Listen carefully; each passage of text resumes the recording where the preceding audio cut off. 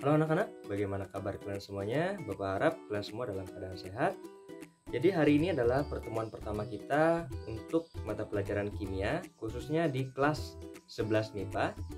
Adapun materi yang akan kita pelajari pada pertemuan pertama kali ini adalah tentang senyawa hidrokarbon dan minyak bumi. Baik, langsung saja kita masuk ke senyawa hidrokarbon.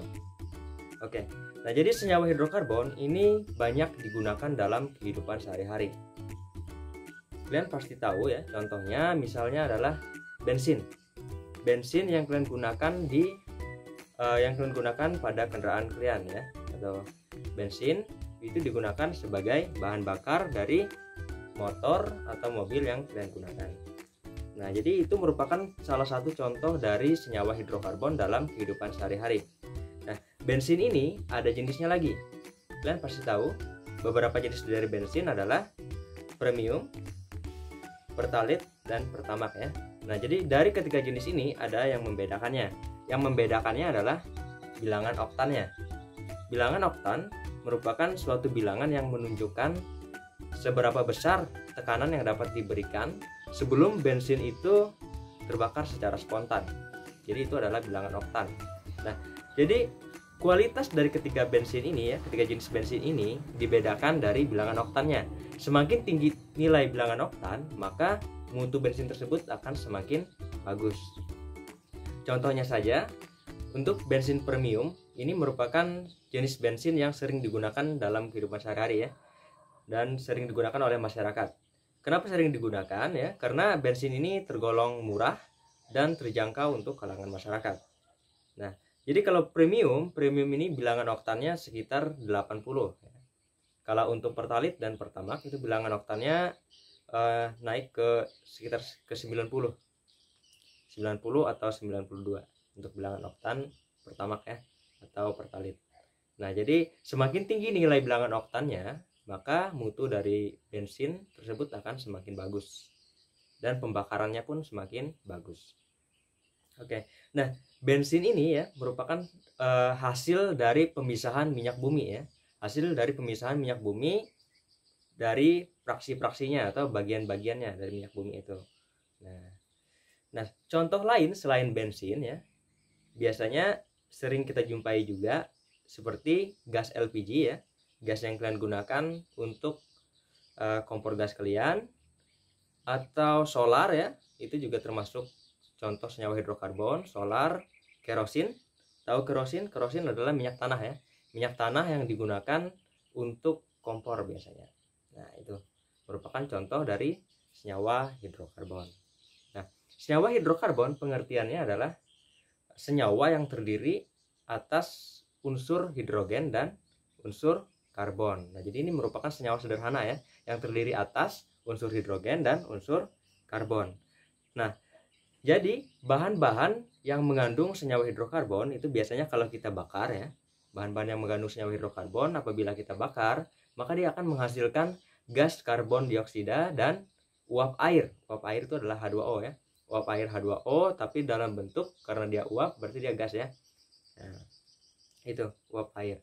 Nah, jadi itu merupakan contoh dari senyawa hidrokarbon dan pengertiannya. Nah, dalam kehidupan sehari-hari biasanya kita sering lihat juga ya, biasanya untuk kendaraan bermotor itu kan bahan bakarnya adalah bensin. Nah, jadi bahan bakarnya itu ketika motor itu dinyalakan ya, dan motor itu hidup ya, maka dia akan mengeluarkan gas buang. Nah, gas buangnya itu berupa karbon dioksida ya. Nah, makanya itu kalau apabila senyawa hidrokarbon ini dibakar ya, seperti contoh di motor tadi, bila dia dibakar maka dia akan menghasilkan gas karbon dioksida dan uap air. Makanya pada pembakaran bahan bakar itu biasanya dihasilkan gas karbon dioksida ya, untuk pembakaran yang sempurna. Nah, apabila pembakarannya tidak sempurna, maka gas yang dihasilkan adalah gas karbon monoksida. Nah, gas karbon monoksida ini yang berbahaya ya bagi kesehatan manusia. Oke, untuk lebih jelas mengenai senyawa hidrokarbon, silakan kalian simak penjelasan materi berikut ini. Oke, baik.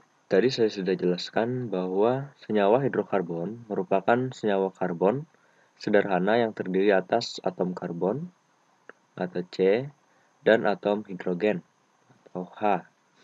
Nah, jadi benda-benda dalam kehidupan sehari-hari yang mengandung senyawa hidrokarbon akan menghasilkan gas karbon dioksida atau CO2 dan H2O atau uap air jika dibakar. Nah, untuk identifikasi senyawa hidrokarbon ya, ini bisa dilakukan dengan uji air kapur dan uji kertas kobal. Identifikasi senyawa hidrokarbon ini maksudnya kita akan mengidentifikasi atau mencari senyawa hidrokarbon yang terdapat pada suatu senyawa tertentu. Nah, uji kapur ini dilakukan untuk menguji keberadaan gas karbon dioksida. Nah, jadi adanya gas karbon dioksida ini menunjukkan bahwa senyawa tersebut mengandung karbon. Nah, uji air kapur ini dilakukan dengan cara melewatkan gas karbon dioksida yang terbentuk pada pipa ke dalam larutan kapur. Larutan kapur yang awalnya berwarna bening akan berubah menjadi keruh. Nah, reaksi yang terjadi pada proses tersebut yaitu sebagai berikut. CaOH 2 kali, ya, ini kapur, air kapur, dalam bentuk larutan aqueous ditambah dengan karbon dioksida gas menjadi CaCO3 solid ditambah H2O liquid. Nah, jadi di sini ya CO2 ini merupakan karbon dioksida yang terbentuk ya. Dan yang ini adalah air. Oke. Dan selanjutnya untuk uji kertas kobal ini dilakukan untuk menguji adanya H2O. Nah, ini untuk menguji atau mengidentifikasi senyawa atau atom hidrogen. Kalau uji air kapur tadi untuk mengidentifikasi atom karbon, kalau uji kertas kobal untuk mengidentifikasi atom hidrogen. Nah, uji kertas kobal ini digunakan untuk menguji adanya H2O, di mana dengan adanya H2O itu menunjukkan bahwa terdapat unsur hidrogen. Nah, pengujian menggunakan kertas kobal ini dilakukan dengan cara menyentuhkan kertas kobal pada air hasil pembakaran senyawa hidrokarbon. Jika bereaksi dengan uap air, kertas kobal yang berwarna biru akan berubah warna menjadi merah jambu. Nah, hal tersebut akan menandakan bahwa terdapatnya atom hidrogen. Oke, selanjutnya senyawa hidrokarbon banyak digunakan dalam kehidupan sehari-hari ya, seperti yang sudah saya bilang. Karena senyawa hidrokarbon mempunyai atom karbon yang khas. Nah, jadi kenapa dia banyak digunakan dalam kehidupan sehari-hari? Karena dia memiliki kekhasan yang tidak dimiliki oleh atom lainnya. Adapun sifat khas yang dimiliki oleh atom karbon itu ada 3. Di mana sifat yang pertama adalah atom karbon mempunyai 4 elektron valensi. Nah, jadi atom karbon ini ya, atom karbon atau C, dia mempunyai 4 elektron valensi. Nah, sekarang kita lihat kalau C ini nomor atomnya adalah 6 ya. Apabila kita bikin konfigurasinya dan mencari elektron valensinya seperti ini. 6C sama dengan bila menggunakan cara Bohr ya, itu dia 2 4 ya. Nah, 24. Ini kulit K, ini kulit L. Jadi kulit terluarnya adalah 4 sehingga elektron valensinya sama dengan 4. Nah, jadi karbon ini memiliki elektron valensi 4. Bila cara bilangan kuantum 6C 1S2 2S2 2P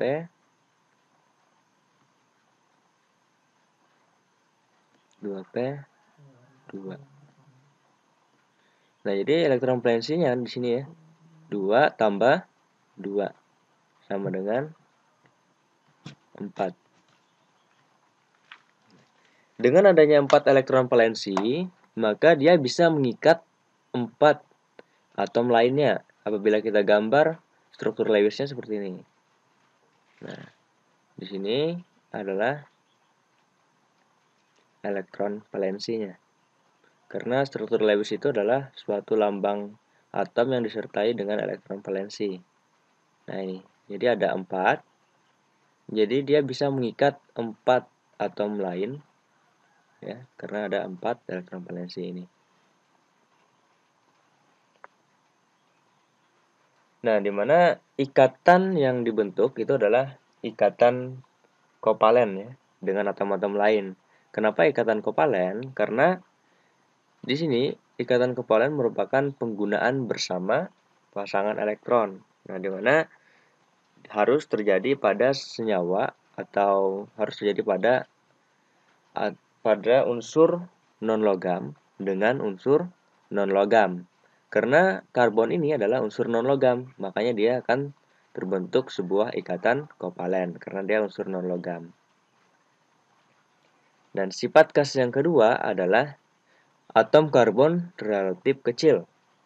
Nah, hal ini menyebabkan ikatan kovalen yang terbentuk antara atom karbon dengan atom karbon atau non-logam lainnya itu relatif kuat dan dapat membentuk ikatan kovalen yang rangkap. Hal ini dapat dipahami dengan membandingkan atom karbon dan atom silikon Si yang juga menepati golongan 4. Nah, jadi atom karbon itu terdapat pada golongan 4 ya, karena elektron valensinya 4A dengan 4 elektron valensi. Akan tetapi, Si atau silikon ini terletak pada periode ketiga, sehingga jarak elektron valensi dari inti lebih jauh. Akibatnya atom Si tidak dapat membentuk ikatan kovalen yang kuat dengan atom Si atau atom non-logam lainnya. Maksudnya seperti ini. Misalnya saya gambar di sini ya untuk atom karbon. Karbon ini kan dia kulit pertama itu ada 2. Kita bikin gini. Ada 2 kulit pertama. Sekarang kulit keduanya ada 4 atom.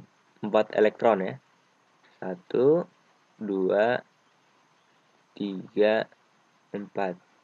Nah, jadi jarak ini inti ya. Ini inti, di tengah-tengah ini inti. Jarak inti ke elektron terluar ini lebih dekat untuk atom karbon, sehingga ikatan kovalennya dia lebih kuat dibandingkan dengan Si. Karena Si, kita lihat kalau Si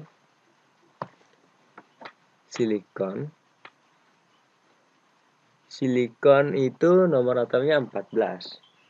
Coba 14 Si 2 8 28 10 28 4. Nah, 284. Coba kita bikin Si. Di kulit pertama ada 2. 1, 2. Di kulit kedua ada 8. 1, 2, 3, 4, 5, 6, 7, 8. Di kulit ketiga ada 4. 1, 2, 3, 4. Nah, jadi dia lebih besar dibandingkan karbon ya, atom karbon, karena dia periodenya adalah periode 3 ya. Periode 3, sedangkan atom karbon adalah periode 2. Nah, jadi jarak dari inti ya ke elektron terluar ini lebih jauh jaraknya, sehingga dia ikatannya lebih lemah dibandingkan atom karbon. Seperti itu. Selanjutnya, sifat khas yang ketiga adalah atom karbon dapat membentuk rantai karbon dengan cara berikatan dengan atom karbon lainnya. Nah, jadi atom karbon ini bisa membentuk suatu rantai ya, rantai karbon dengan cara berikatan dengan atom-atom karbon yang lain. Nah, ikatan atom karbon dengan atom karbon yang lain itu dapat membentuk rantai panjang yang lurus, bercabang maupun melingkar, atau membentuk senyawa siklik. Jadi senyawa siklik itu senyawa sedang rantai karbonnya melingkar. Nah, untuk contohnya seperti ini.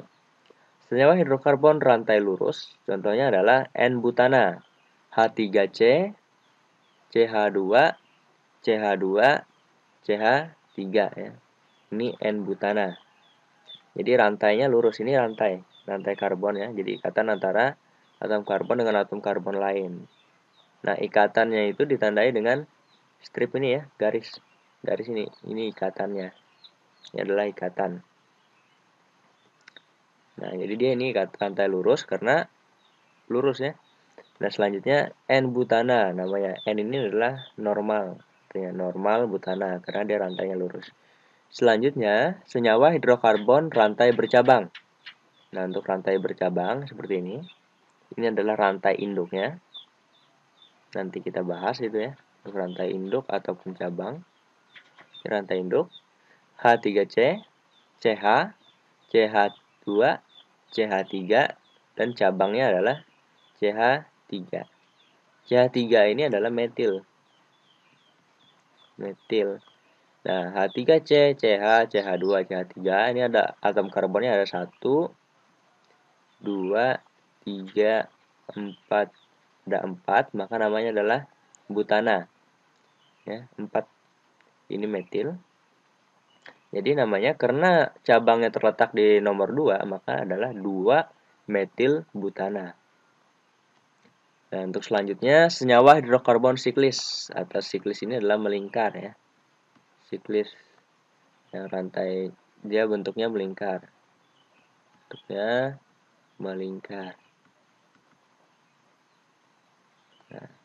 siklis. Contohnya ini sikloheksana H2C, CH2, CH2, CH2, H2C, H2C ya. Ini dia contohnya. Sikloheksana. Jadi dia bentuknya melingkar. Kalau ini tadi kan enggak melingkar. Nah, ini melingkar. Jadi saling terhubung dengan yang lain. Nah, untuk jenis-jenis ya. Jadi karena sifat yang khas tadi, atom karbon itu memiliki banyak jenis di alam. Nah, jadi jenis dan posisi atom karbon dalam membentuk ikatan itu ada 2. Nah, di sini ada jenis ikatan rantai karbonnya, dan yang kedua adalah posisi ya.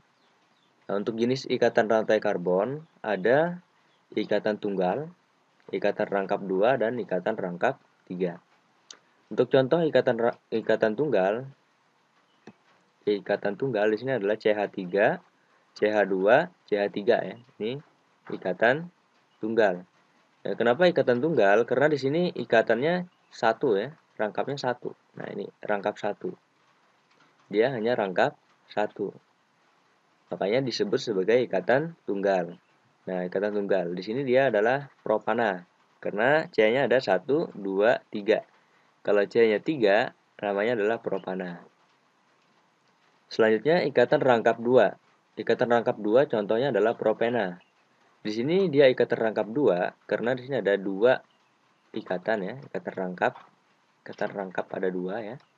Rangkapnya 2. Nah, ini. Rangkap 2. Nah, jadi namanya adalah CH2, CH3 ini adalah propena karena ada rangkap 2-nya. Selanjutnya ikatan rangkap 3. Ikatan rangkap 3 contohnya propuna, HC, rangkap 3, C, CH3. Nah, ini dia.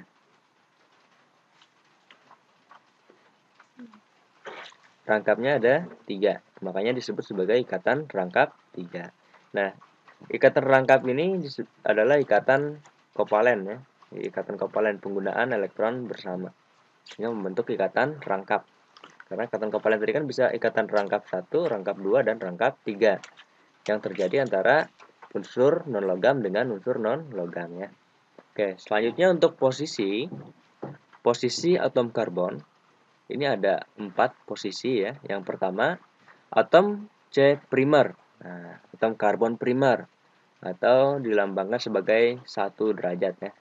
Atom C yang terikat pada satu atom C yang lain. Nah, jadi dia terikat pada satu atom C yang lain. Hanya terikat pada satu atom C yang lain. Selanjutnya, atom C sekunder 2 derajat. Atom C yang terikat pada 2 atom C yang lain. Jadi dia mengikat 2 atom C lain. Kalau yang primer mengikat 1 atom C. Kalau sekunder mengikat 2 atom C. Selanjutnya, atom C tersier atau 3 derajat. Atom C yang terikat pada 3 atom C yang lain. Nah, jadi dia terikat atau mengikat 3 atom C lain. Namanya adalah atom C tersier. Selanjutnya, atom D kuartener atau 4 derajat, atom C yang terikat pada 4 atom C yang lain. Jadi dia mengikat 4 atom C yang lain. Nah, contohnya di sini adalah ini CH3 ya. Ini CH3, CH3, CH2, CH, CH, cabangnya CH3, CH2, CC, CH3, CH3, CH3. Nah, ini. Sekarang kita akan tentukan yang mana atom C primer dan yang mana atom C sekunder, tersier, dan kuartenernya. Nah, di sini saya menggunakan warna pelangi ya. Merah, kuning, hijau, biru. Nah, jadi merah nanti untuk yang primer, kuning untuk sekunder, hijau tua ini untuk tersier, dan biru untuk kuartener. Oke, kita akan mencari atom C primernya terlebih dahulu. Atom C primer tadi kan terikat pada satu atom C lain. Kita lihat di sini. Primernya di sini dia mengikat satu C ya. Berarti ini termasuk primer. Karena dia mengikat satu C. Kan terikat pada mengikat satu atom C lain. Berarti ini adalah 1 derajat atau primer. Selanjutnya kita cari yang mengikat satu atom. Ini lagi ya. Ini. Dia hanya mengikat satu ini. Berarti ini adalah primer juga, 1 derajat. Yang kita lihat adalah atom karbonnya ya, bukan atom hidrogennya, karbonnya. Selanjutnya kita cari lagi yang primer, ini bukan. Nah, ini dia mengikat satu ya, mengikat satu. Ini adalah primer juga, 1 derajat.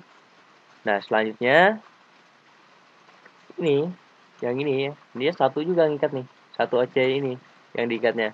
Berarti ini adalah primer juga.